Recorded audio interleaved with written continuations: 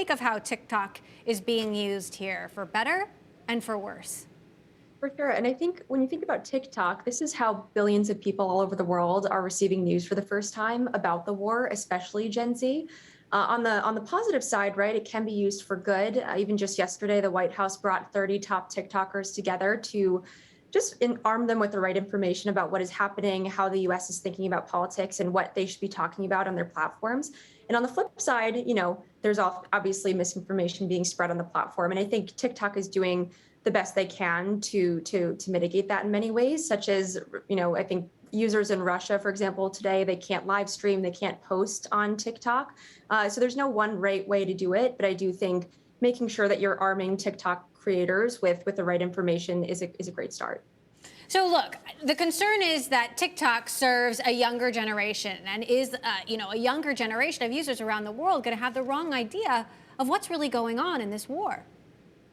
I think it's helpful, actually, I think, to see it from the perspective of younger users. Like, there are Gen Z citizens on the ground speaking to what's happening in the war. So even if you're reading news for the first time in articles and such, you can actually see the experiences from young people that are documenting it in their own way. It can be Gen Z dark humor. It can be actually the perspective of soldiers. That is something that's hard to fully discount when you're seeing it through the perspective of people who are your own age. And so I think from that perspective, it's actually kind of helpful to see kind of and feel it in real time from people who are experiencing it on the ground, that they look like you. Maybe just a week ago they were in school, and now they're hiding in bomb shelters and cooking meals for the first time. It makes it feel much more real, I think, to see it from the vantage point of your peers.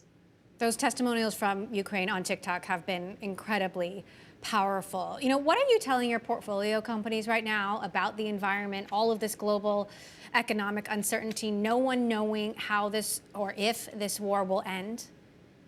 Sure, and I think early stage companies are largely they're protected from this in many ways. Given Lair Hippo, we're an early stage venture firm, and so many of our companies are seed, Series A stage, and so it's not as pressing, I would say, for early stage companies especially. But of course, events like this are always impacting the public markets. But given we're long-term oriented investors, I think with any early stage company, focus is very important, and keeping focused on sort of what your core objectives are as a founder. And so we try to guide them towards that as much as possible. As you look into the future, I mean, you're looking to back the next big thing. Do you see an opportunity for the next TikTok, for a platform that is perhaps more equitable and better at managing some of these complex issues?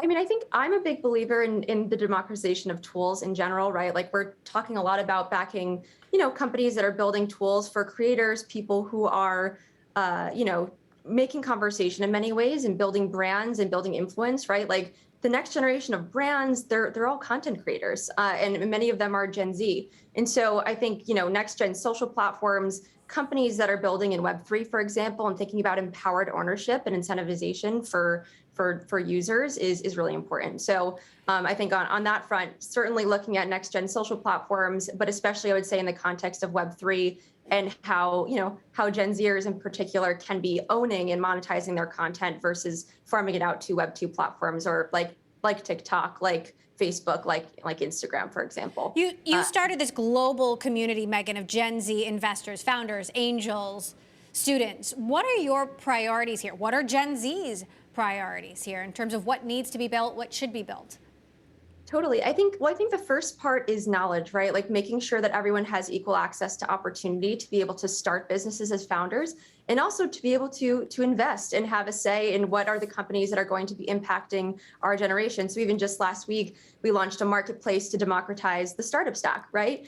And in a week or so alone, we've saved founders $5 million in getting started on day one. That is real and tangible impact, where it doesn't matter if if your parents worked in finance, if you have a college education, none of that should matter at the end of the day. And so when I think about sort of what I'm doing with Gen Z VCs and our mission, it's really to help democratize access in every way. And that is through knowledge, it's through opportunities and jobs, and through the initiatives that we run through Gen Z VCs. And I think having Gen Z be a part of the conversation, both in starting businesses and investing in those businesses, it's going to play a large role into like what companies get funded, what businesses are started, and how you're incorporating that Gen Z and diverse feedback around the table at every step of the way. So I do think it's very important that Gen Z is playing a role, but that we're also making it more accessible to everyone.